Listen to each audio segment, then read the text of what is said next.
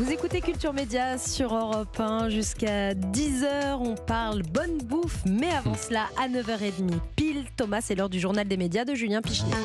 Et à la une de ce journal des médias, Julien, la remise en liberté de la journaliste de Disclose après 48 heures de garde à vue. Ariane Lavrieux aura passé 48 heures en garde à vue. Le ministère des Armées avait porté plainte contre cette journaliste d'investigation pour violation du secret de la défense nationale après un article publié en 2021 sur la mission de renseignement française CIRLI. Amnesty International déplore une attaque contre les journalistes.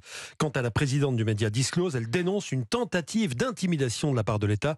Cette garde à vue est un avertissement, dit-elle, qui semble vouloir dire à tous les journalistes: attention, si vous enquêtez sur des secrets d'État, vous risquez de terminer vous aussi en garde à vue. Ariane Lavrieux a reçu aussi le soutien de la gauche. Le PS, Europe Écologie Les Verts et LFI ont appelé à constitutionnaliser le droit à la protection des sources.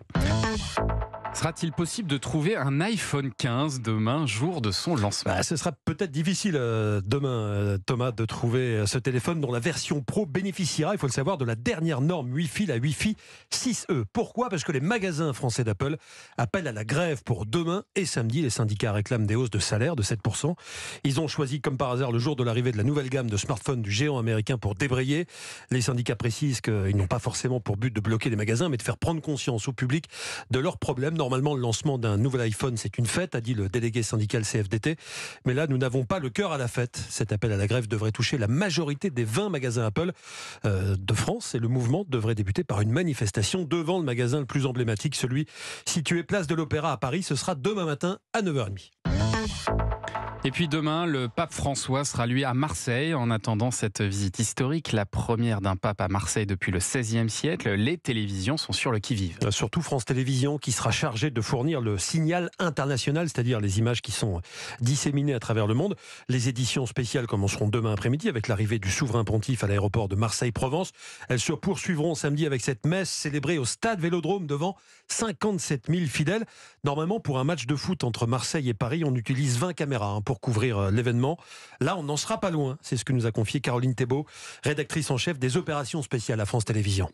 Rien que sur la messe, il y a une douzaine de caméras. C'est vraiment des dizaines et des dizaines de personnes qui travaillent derrière. C'est quand même très impressionnant. Puis, il y a en effet un dispositif un peu unique. Il a fallu assez vite comprendre où allait arriver le pape, où est-ce qu'il serait positionné, donc en tribune nord, où allait se positionner le public. Donc en effet, il faut qu'on recoupe un petit peu toutes ces informations pour pouvoir capter au mieux cette messe. C'est exceptionnel et on est très honorés de pouvoir suivre ce moment d'histoire quand même. L'édition spéciale autour de la messe du pape François, premier pape à venir à Marseille depuis le XVIe siècle, sera à suivre samedi à partir de 15h05 sur France 2. Et puis dans ce journal des médias, Julien, vous nous présentez aussi la toute première commentatrice de la Coupe du Monde de rugby. Elle s'appelle Marie Sampéré, elle officie sur M6 qui codiffuse l'événement avec TF1 et France 2. Et elle restera à jamais comme la première femme à avoir commenté la Coupe du Monde masculine de rugby. Elle a commenté Irlande-Roumanie la semaine dernière. Elle remettra ça samedi après-demain avec Géorgie-Portugal. Marie est une ancienne joueuse internationale de rugby. Elle s'est reconvertie ensuite dans le marketing et le journalisme. Elle a commencé par faire quelques plateaux sur Eurosport avant de commenter pour TF1 et pour France Télévisions. Cette année, elle gravit une marche supplémentaire. Première femme donc aux commentaires pour un mondial. Je lui ai demandé si c'était pour elle une anecdote ou au contraire un signe fort. J'ai envie de dire les deux. C'est une anecdote parce que voilà, j'espère qu'un jour pour moi on n'en parlera plus de ça et que ça sera normal qu'une femme commente une Coupe du Monde masculine ou un tournoi de destination. Après c'est vrai que moi dans mon cheminement c'est quand même une fierté d'être la première femme à commenter du rugby masculin et ça me met, alors pas de la pression mais en tout cas ça me fixe des objectifs élevés en termes de compétences et justement d'être à la hauteur et de redonner la confiance qu'on m'a donnée en étant performante derrière mon micro. Marie Sampéré qui couvre donc le mondial de rugby pour M6 et que l'on retrouvera au micro samedi pour le match Géorgie-Portugal. J'imagine Arthur et Vincent que vous devez être au taquet sur la Coupe du Monde de rugby, non ? C'est votre truc ça ? On est bien sûr, on suit. On est un peu copains avec Galificou, qui est très sympa en plus, donc on suit un peu. Ouais. Vous êtes là, évidemment. Bon, merci Julien pour ce journal des médias dont toutes les infos sont à retrouver dans la newsletter média. Inscription gratuite sur europe1.fr. On vous retrouve demain, même heure, même endroit.